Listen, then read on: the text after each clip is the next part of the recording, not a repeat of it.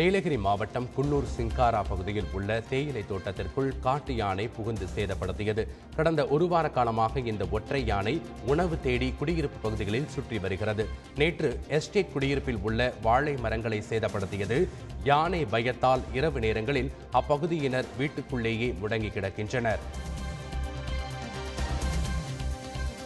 பொது சிவில் சட்டத்திற்கு எதிராக திருச்சியில் தமிழ்நாடு தௌஹித் ஜமாத் சார்பில் நடைபெற்ற பொதுக்கூட்டத்தில் ஆயிரக்கணக்கான பெண்கள் பங்கேற்றனர். இஸ்லாமிய பெண்களின் உரிமையை பறிக்கும் சட்டமாக உள்ள இந்த பொது சிவில் சட்டத்தை அனுமதிக்க மாட்டோம் என்று அவர்கள் கோஷங்களை எழுப்பினர். திருப்பதியில் நடைபெறவுள்ள புஷ்ப யாகத்திற்காக சேலம் கொங்கனாபுரத்தில் இருந்து 2 டன் அளவில் வாசனை மலர்கள் அனுப்பி வைக்கப்பட்டன. ஸ்ரீமன் நாராயண நித்ய புஷ்ப கைங்கரிய சபா சார்பில் பாலமுருகன் கோவிலில் இருந்து சிறப்பு பூஜைகள் செய்து தனி விமானத்தில் இந்த மலர்கள் அனுப்பி வைக்கப்பட்டன. கோவை மாவட்டம் கோவில்பாளையம் எம்ஜிஆர் நகரைச் சேர்ந்த அருண் என்ற இளைஞர் அதே பகுதியைச் சேர்ந்த ஒரு பெண்ணை காதலித்து வந்தார். இவர்கள் திருமணத்திற்கு பெண் வீட்டார் எதிர்ப்பு தெரிவித்ததால் மனமுடைந்து கோவில்பாளையம் காவல் நிலையத்திற்கு எதிரே உள்ள செல்போன் டவரில் ஏறி தற்கொலைக்கு முயன்றார். போலீசார் மற்றும் தீயணைப்பு வீரர்கள் பேச்சுவார்த்தை நடத்தி சுமார் அரை மணி நேர போராட்டத்திற்கு பிறகு அவரை மீட்டனர்.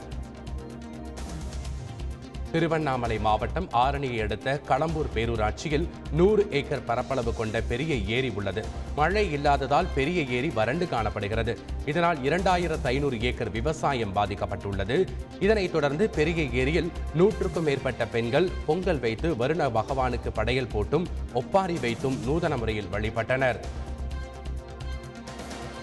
ஈரோடு மாவட்டம் சத்தியமங்கலம் அருகே உள்ள கைக்காலன்குட்டை கிராமத்தில் கொத்தடிமை தொழிலாளர் ஒழிப்பு குறித்த விழிப்புணர்வு பொம்மலாட்ட நிகழ்ச்சி நடைபெற்றது.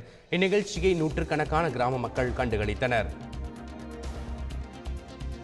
கோவை கணபதி தமிழ்ச் சங்கம், பசுமை காப்பகம், தவத்திரு கஜபூஜை சுந்தர சுவாமிகள் தமிழ் ஆய்வு மையம் சார்பில் கோவை சரவணம்பட்டியில் உள்ள கௌமார மடாலயத்தில் பள்ளி மாணவர்களுக்கான திருக்குறள் போட்டி நடைபெற்றது.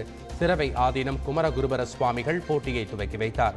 கோவை, திருப்பூர், ஈரோடு மாவட்டத்தில் உள்ள 10,000 பள்ளி மாணவர்கள் கலந்து கொண்டனர்.